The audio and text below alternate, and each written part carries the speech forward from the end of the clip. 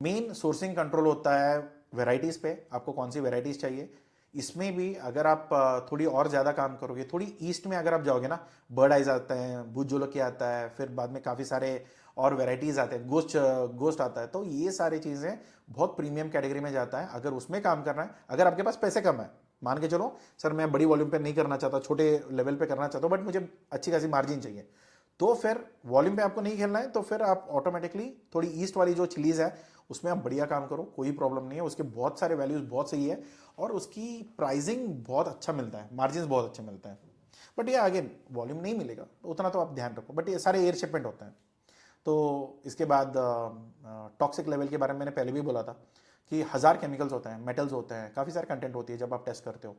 तो उनके पास नॉर्मली एक स्टैंडर्ड प्रोसीजर, स्टैंडर्ड एसओपी तो होता ही है कि क्या क्या कंटेंट टेस्ट करना है। बट अगर आप कोई कंट्री के लिए स्पेसिफिक देखना चाहते हो तो उस कंट्री के अग्रीमेंट जो होते हैं ना, जो ट्रेड अग्रीमेंट्स होते हैं या उनके जो कंप्लायंसेस अग्रीमेंट होता है, तो वहाँ पे जाके आप थोड़ा स्टडी कर लोगे तो आपको मिल जाएगा कि क्या रूल्स आपको फॉलो करना है। अगर कुछ चीज़ ऐसा है कि आपको फॉलो करना है नहीं करना है, या अगर थोड़ी डाउट है, तो फ्राइट फॉरवर्डर्स की पूरी लिस्ट हमने दी हुई है अपनी वेबसाइट में, आपको कहीं पे लिंक में मिल जाएगा नीचे। तो वो पूरी CHS का, फ्राइट फॉरवर्डर्स का लिस्ट ले लो और उन लोगों से उसी देश में बात करो, सो दैट वो आपको गाइडेंस दे देंगे। हाँ, मगर ये एक्सपेक्ट मत करना कि फ्री में कुछ भी गाइडेंस मिलेगा, सारा पेड ही रहेगा, तो आप उसको ढंग से मैनेज कर लो। तो प्रिजर्वेटिव्स है, ट्रेसेबिलिटीज़ है। देखो प्रिजर्वेटिव्स ऐसा होता है कि हम लोग कुछ लाइफ बढ़ाने के चक्कर में ना, शेल्फ लाइफ थोड़ा बढ़ाने के चक्कर में ना, या उसका कलर या रंग बढ़ाने के चक्कर में हम बहुत कुछ गलतियां करते हैं। और